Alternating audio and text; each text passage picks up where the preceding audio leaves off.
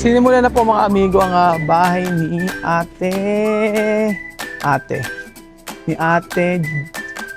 ni Maring Jessica. Ayan na po siya. Chan, chan, chan, chan, tara! Maulang araw po sa inyong lahat mga amigo. Maulang araw po sa ating lahat mga kababayan ko. For today's video, ato po tayo at ilang araw po akong nagpunta dito sa pinapagawang bahay. So ang latest daw po mga amigo ay nasimula na. Oo, nasimula lang gawin ito nung mga nakaraang linggo pa. Kaya nga alam po, syempre hindi naman tayo nakakapag-vlog dahil napaka-busy po natin. Nag-ayos tayo ng bahay na dapat ay titira nila Chamame. Kaya nga alam po eto. Sige. So wala, nagbagbag na sila. Nakakatakot. Ano na nangyari? Bait din ng asawa Sinimulan na po mga amigo ang bahay ni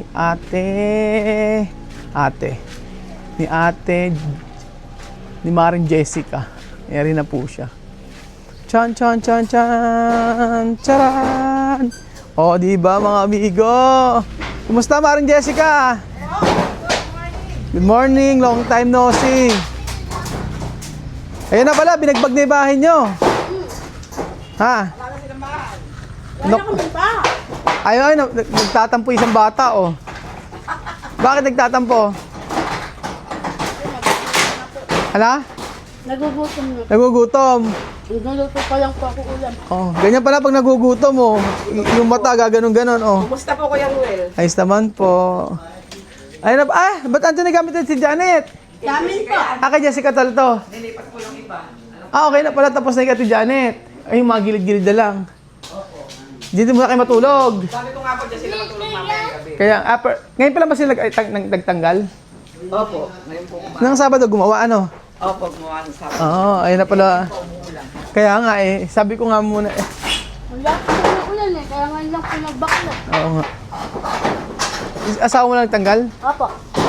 Tapos binuka po namin ng langis yung ano. Saan? Anay, ang dami. Hello po, good morning. Good morning po, kuya.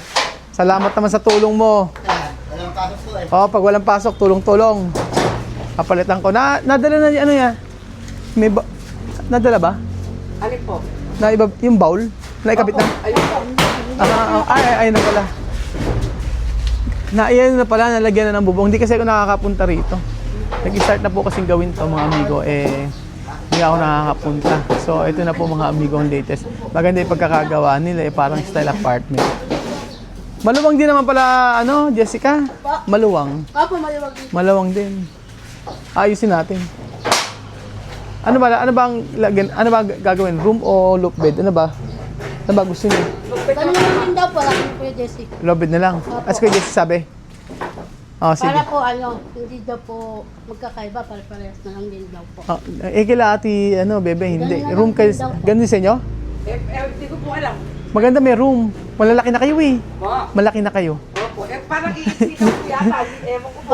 Parang Oo. daw po kasi kulangin sa materyales. Titingin natin. Kung aabutin po sa sukat natin. Oo, sa sukat natin. Kasi yung binili nga nating materyales, yun yung binigay nila, ni Ate Mariton. Opo. So pagka, check muna natin. Pero, start na muna tayo din Opo. Ulit na lang yung sa Dapat nyo nga po yung Ano?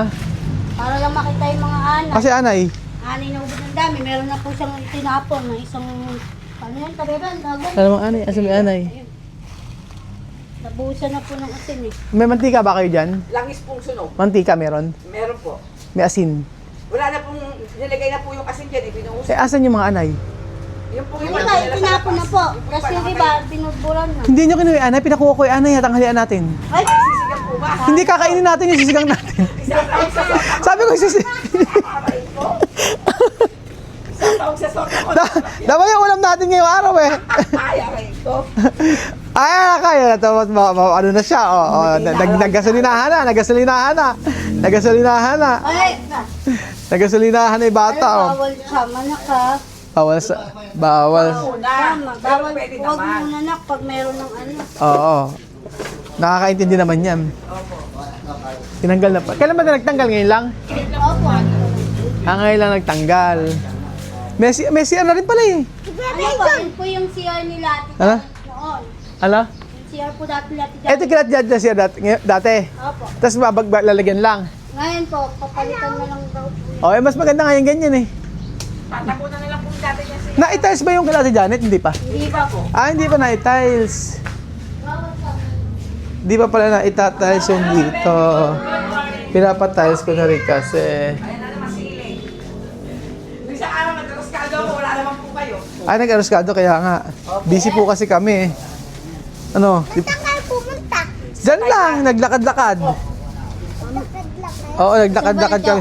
May pasalubong nga ako sa iyo eh. Wow, pasalubong naman pala eh. Oo, mamaya bukas bibigay ko sa iyo. Yay! Salamat Oo, diba? po, Kaho. Oo. Hello daw. Hello daw. Mag-isa, ano bang Ay, mga batang yan. nag-ano na? Ito yung dati CR. Ay, tatanggalin din to. Yung ball papalitan natin. Dating CR pala, ginawa ang CR din. Maganda. At least hindi, meron silang sarili.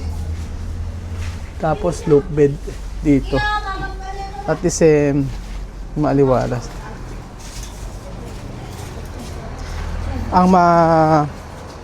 Nakabili naman ng materials, kaya lang yung tinanggal na nila lahat. Pinatanggal ko nga po mga amigo. Oo. Ang sabi ko, putikan ako. O, nangyari ko na agad, diba? Ilang ginawa na kasi hindi nga nag-uulan. Ang sabing ganun tanggalin muna. Pero maganda to pagka natapos kasi para silang style apartment mga amigo. Tapos mataas din naman yung flooring, hindi sila babahain, 'di ba? At saka natutuwa ako sa asawa ni Jessica. Siyang nagpresenta na tumulong. Siya daw magbabakas kasi wala naman daw trabaho. 'Di ba? Ayun na, binaklasa po mga amigo, yan ang basag na. Basag na. Basag na. Papabawal yan, sabi nga ni Justin.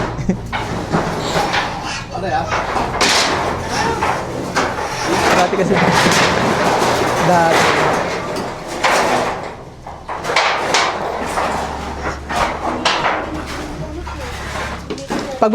lahat ng mga pagbebenta nyo ng pagbebenta.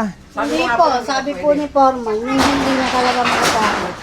Pwede naman ibenta, pero yung nagagamit pa naman daw po. Kung mayroong nangangailangan, ibigay na lang. Oo, pwede. Tama yan. Oo. Tapos si Justin, ano gagawin? Papaluin! Ano? Papaluin. Bakit papaluin? Bakit papaluin? Makulit. Ayayari lang mga Saan ka pupunta? Dito lang, nagbablog ako, di ba? Oo. Ay, marunong. Ano pangalan ko? Kuya Yuway. Ano pangalan ko? Kuya, ano? Kio Turla. Wala naman ng ano. Maganda, hindi ko alam na nalagyan na nila ng bubong. Ang sabi lang sa akin ni Foreman, babaklasin nga doon ngayon kaya nagpunta ako. Kasi gusto ko makita yung unang araw ng pagbabaklas dito. Nung pala, nagawa na nila. Kaya pala, nung nakaraang linggo kasi talagang diretso, hindi ako halos nagpupunta rito. Ito na pala, napakabilis ng update mo. Isipin mo, nabubungan na agad yung baan nila. O, ayan. Nagdagdag kasi yung tauhan. Sinama ko sila Dave. Bali, 5 na silang gumagawa. So, siguro kaya mabilis na ganito. Ngayon lang ulit ako nag-vlog tapos ganyan na yung natapos. Tingnan nyo po. Isipin nyo. So, ang kailangan nito yung sa likod kasi may tumatagas, dapat ayusin. Tapos, tingnan yung dating bahay nila, sinimula ng baklasin. Pero at least hindi na sila ngayong hindi na sila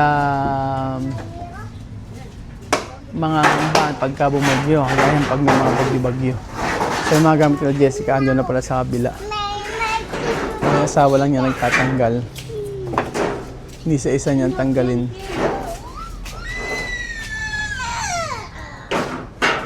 Magka-construction ka rin? Ba hindi pwede yun?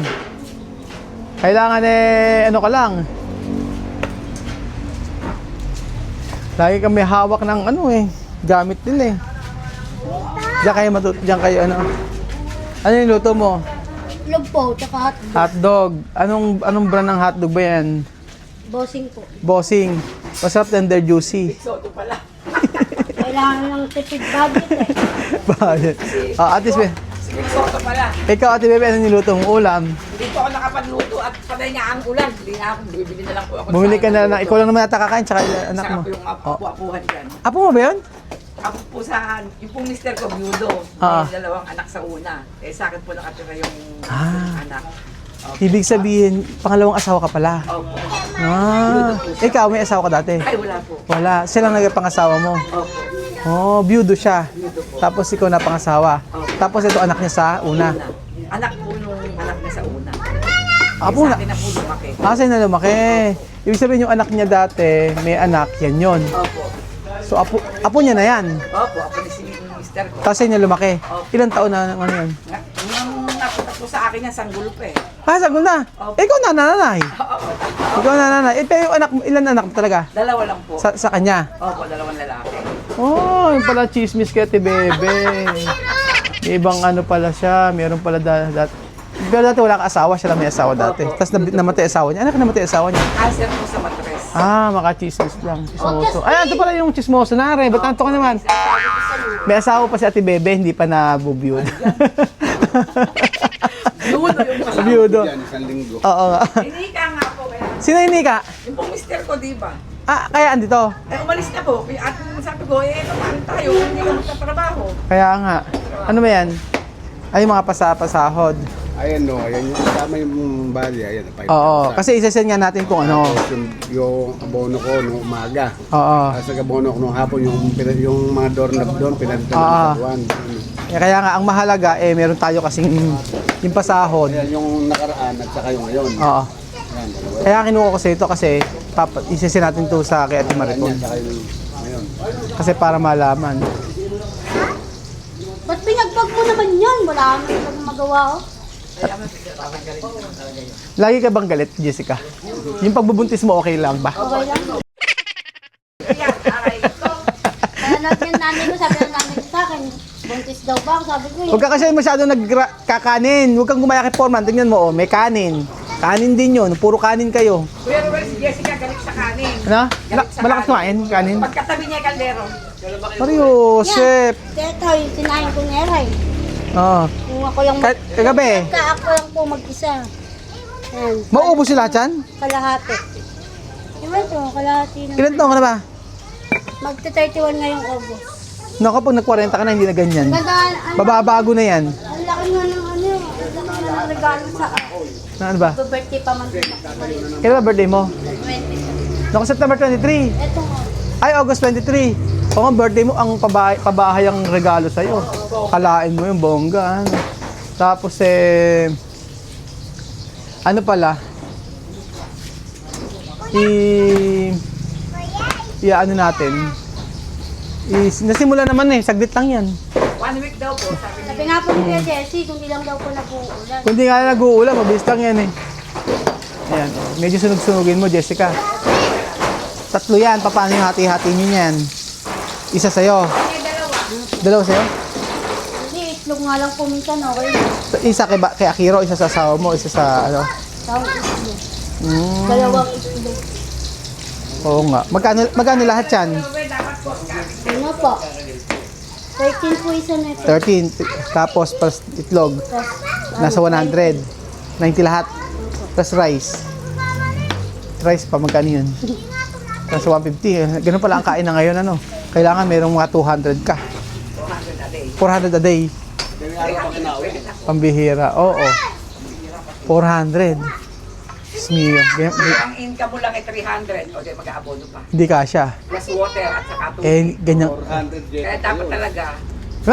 Maganda, may magtanim ka ng gulay. Opo. Gulay, tapos mura-mura. Magkano ba isang kuha ng kangkong? Sa tali, 7. 7 pesos? Opo. 7 pesos na pala. Nasa pagtitipid talaga. Ito po talaga. Pero pagka 300, 400, di na kasya. Ganun, sakto lang, ganun. Totoo naman po. Ako nakakaraos araw-araw. Ang importante po ay nakakaraos. Kasi kami, ulam namin tanghalian, napunan yun na rin. Opo. Hindi na kami paghapon, pag kulang pa, dadagdag na lang. Pero kasi mga bata malakas kumain. Kagaya niyan si Justin, napakalakas kumain yan. Kung paano nagko-construction, paano hindi lalakas kumain? Justin. Yan mo nga nakatipid na naman tayo ng labor sa ginagawa natin na to, naibagbag niya na. Ba't hindi ka mag-ano? Ayan, tanggal na lahat. Hindi pa, titingnan natin. So, ito po mga amigo, ang latest dito sa mga marites ng Santo Cristo. Number 1 marites si Bebe. Pangalawa si Jessica. At ito po, chismoso talaga to, si Foreman. Tingnan nyo, kahit na ganito, chismoso. Meron! So, siyempre, ito na po mga amigo yung ating pa-project sa kanila. At maraming salamat kay Kuya. Ano pa ni Kuya? Ano pa ni Kuya? James. So, si Kuya James, tumutulong po mga amigo. Salamat sa kanyang buhay na tumutulong sa pag-aayos ng kanyang bahay, pagtatanggal. At least kahit paano kahit paano malaking tulong sa paggawa kasi. Ayan. So maraming salamat at makikita mo naman na masipag dahil kita nyo siya nagbaklas nito lahat. So ayan po mga amigo, tayo ay babalik tayo at titingnan natin kung ano yung mga latest dito at maraming salamat po sa lahat ng mga nag-share ng blessing. So hindi man tayo, sabi ko nga sa Pilipinas makakatulong naman tayo din. So hindi lang sa mga taga-Africa. So lahat naman ginagawa natin para sa kapwa natin.